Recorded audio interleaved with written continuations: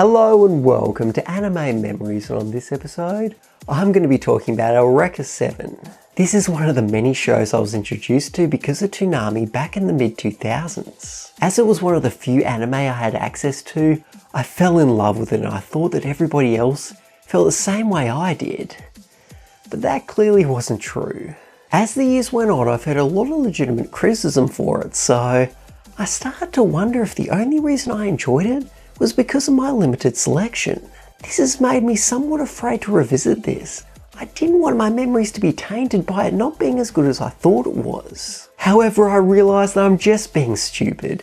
Even if it's not the amazing series I remember, it's not going to destroy the awesome experience I had watching it for the first time. So, let's get into it.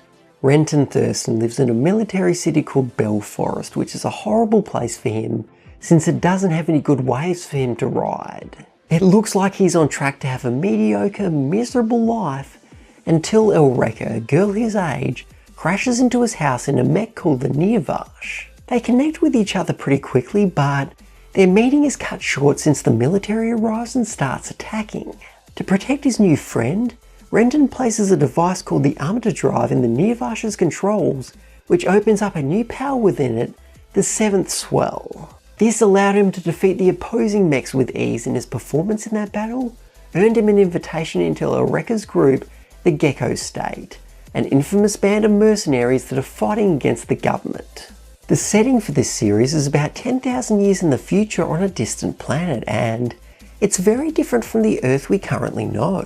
It contains supernatural things like scub coral, trappers, Corallians, compact drives, and these are all terms that you have to learn in order to understand the plot. The majority of these concepts are explained sufficiently, however, some of the essential exposition scenes are done quickly and in a very nonchalant way, so they're easy to miss and it can cause you to become lost later on. I ended up having to look up trappers on a wiki since I must have missed the part where the show told me what they were.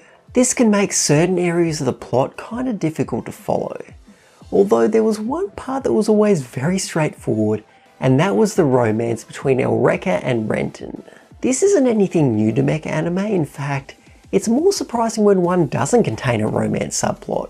They're almost treated as a requirement. I often feel like many mechas include a love story just so they can have a love story, and because of that, a lot of them end up being mediocre and underdeveloped. Luckily, the relationship between the protagonists is fantastic here.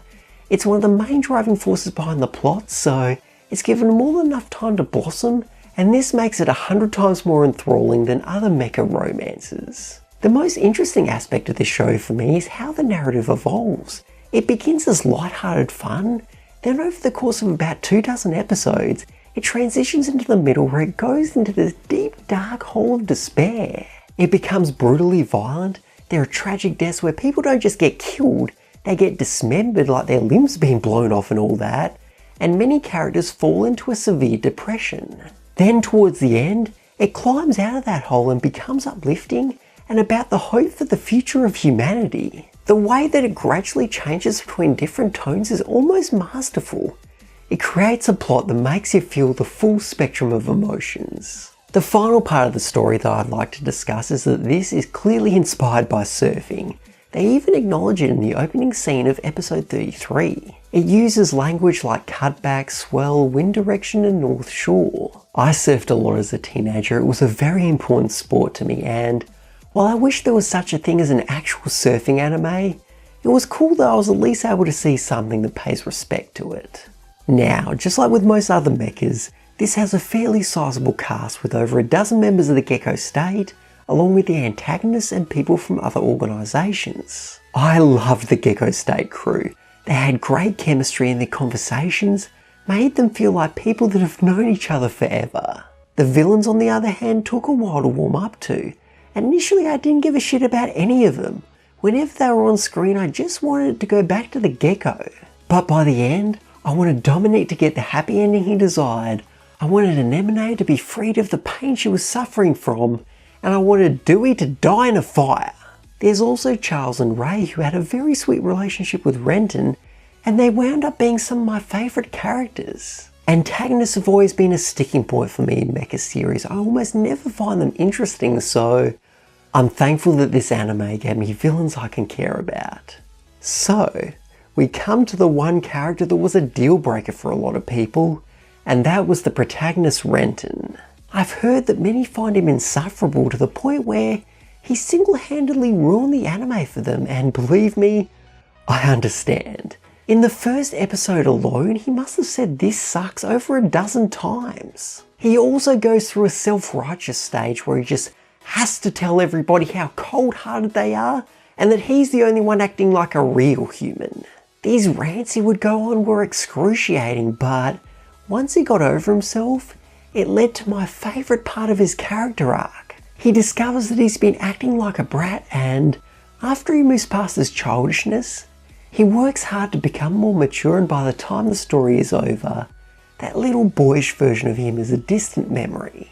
Even before he makes that change though, his bitchiness is treated as something that needs to be called out rather than something that should be empathised with, so I think the show should be excused a bit for not getting fully behind his behaviour. While many might disagree, I found Renton to be a great protagonist. Similar to the narrative, he evolves significantly, and I love seeing his growth. In a mostly well-written cast, there was one character that I had big problems with, and that was the captain of the Gecko, Holland. I liked him when he was calm and collected. In that state, he makes a very competent leader, but of course, he doesn't always act like that. His immaturity rivals Renton on many occasions. They get into these shouting matches which sometimes end in physical violence. In the real world, this would be unforgivable behaviour for an adult. I don't care how annoying he is, you don't punch a 14-year-old in the face. Although this doesn't happen that often, so I'm probably being a bit hard on him since child abuse is one of my triggers. It helped that he was redeemed somewhat once I learned about his backstory. It made his personality more understandable. While he can be really abrasive, for the most part he's a likeable guy who's trying to come to terms with his past demons. In the visual department, the animation is gorgeous. It's about as high quality as you could get for the time, and it's better than many shows that are airing today. It was especially beautiful whenever they used the colour green. The effects of the boards flying through the sky, the hills, and even Eureka's hair all look marvellous. Bones are known for creating anime that are great visually, and this may be one of their best looking releases. Now with the soundtrack, it's filled with epic sounding songs from all different genres like rock, orchestral, and techno.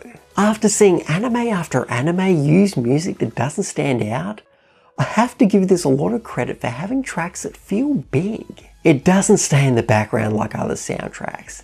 It's loud, bombastic, and in the forefront, blatantly telling you that this scene's important, so you should pay attention. The piece of music that caught my attention above everything else though, was the fourth ending track, Canvas. I don't usually talk about openings and endings since I skip over most of them. However, I watched this one at the end of every single episode. It's a beautiful yet sad song which is played over a slideshow of children that have been ravished by the war. Using still pictures would normally be seen as lazy and hence wouldn't evoke any feelings from me, but man, this was bone chilling. I think that this might have been more emotionally provocative than if they had used animation. It was so touching that it came close to making me cry. It's an absolutely wonderful theme. After the final episode had finished, I found that I had this massive smile on my face. Getting to see this again gave me so much joy. I've said a few times in the past that Gundam the 8th MS Team is my favourite Mecha series, but I think that Eureka 7 might have just beat it out. I'm stoked that I can enjoy this just as much as I did back in the day, so it gets the strongest recommendation I could give it. So anyway, thank you very much for watching. If you enjoyed this video, please leave a like. If you have any feedback, please leave a comment, and if you want to see more, feel free to subscribe as well. Thanks again, and I'll see you next time.